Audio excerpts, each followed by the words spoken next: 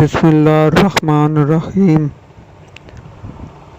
ام المومنین حضرت عائشہ صدیقہ رضی اللہ تعالیٰ عنہا سے نقل کرتے ہیں کہ انہوں نے بتلایا کہ نبی کریم صلی اللہ علیہ وآلہ وسلم پر وحی کا ابتدائی دور اچھے سچے پاکیزہ خوابوں سے شروع ہوا۔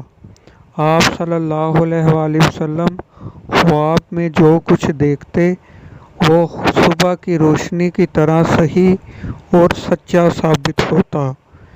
پھر من جانب قدرت آپ صلی اللہ علیہ وآلہ وسلم تنہائی پسند ہو گئے اور آپ صلی اللہ علیہ وآلہ وسلم نے غار حرا میں حلوت نشینی اختیار فرمائی اور کئی دن اور رات وہاں مسلسل عبادت اور یاد الہی و ذکر و فکر میں مشغول رہتے۔ جب تک گھر آنے کو دل نہ چاہتا توشہ ہمراہ لیے ہوئے وہاں رہتے۔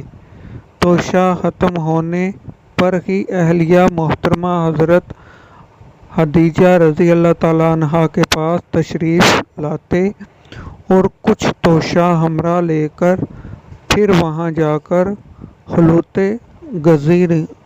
گزیرہ ہو جاتے۔ یہی طریقہ جاری رہا یہاں تک کہ آپ صلی اللہ علیہ وآلہ وسلم پر حق منکشف ہو گیا اور آپ صلی اللہ علیہ وآلہ وسلم غار حرا میں قیام پذیر تھے کہ اچانک جبرائیل علیہ السلام آپ صلی اللہ علیہ وآلہ وسلم کے پاس حاضر ہوئے اور کہنے لگے کہ اے محمد صلی اللہ علیہ وآلہ وسلم پڑھو۔ آپ صلی اللہ علیہ وآلہ وسلم فرماتے ہیں کہ میں نے کہا کہ میں پڑھنا نہیں جانتا۔ آپ صلی اللہ علیہ وآلہ وسلم فرماتے ہیں کہ فرشتے نے مجھے پکڑ کر اتنے زور سے بھینچا کہ میری طاقت جواب دے گئی۔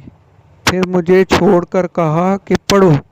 میں نے پھر وہی جواب دیا کہ میں پڑھا ہوا نہیں ہوں۔ اس فرشتے نے مجھ کو نہایت ہی زور سے بھینچا کہ مجھ کو سخت تکلیف محسوس ہوئی۔ پھر اس نے کہا کہ پڑھ۔ میں نے کہا کہ میں پڑھا ہوا نہیں ہوں۔ فرشتے نے تیسری بار مجھ کو پکڑا اور تیسری مرتبہ پھر مجھ کو بھینچا، پھر مجھے چھوڑ دیا اور کہنے لگا کہ پڑھو اپنے رب کے نام کی مدد سے جس نے پیدا کیا اور انسان کو خون کی پھٹکی سے بنایا۔ پڑھو اور آپ کا رب بہت ہی مہربانیاں کرنے والا ہے۔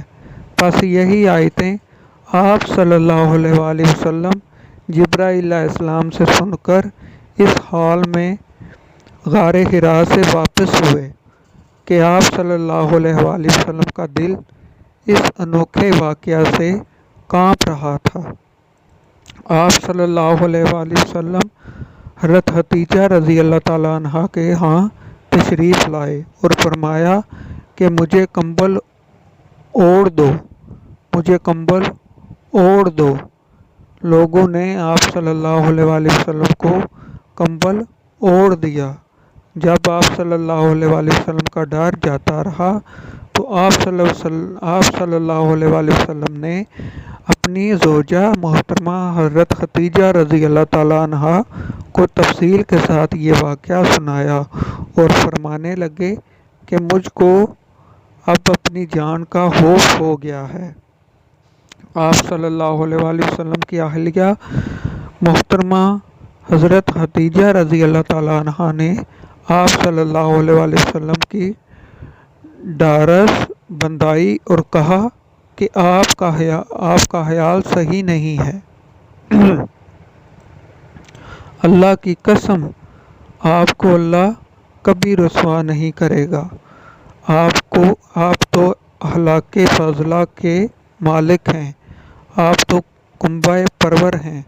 بے کسوں کا بوجھ اپنے سر پر رکھ لیتے ہیں، مفلسوں کے لیے آپ کماتے ہیں، مہمان نوازی میں آپ بے مثال ہیں اور مشکل وقت میں آپ امر حق کا ساتھ دیتے ہیں۔ ایسے اوصاف حسنہ والا انسان یوں بے وقت ذلت و خواری کی موت نہیں پا سکتا۔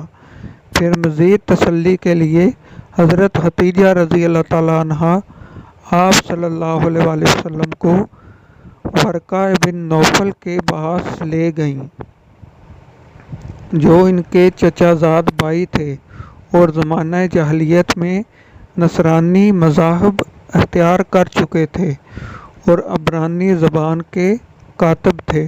چنانچہ انجیل میں بھی حسب مشاء خداوند عبرانی زبان میں لکھا کرتے تھے۔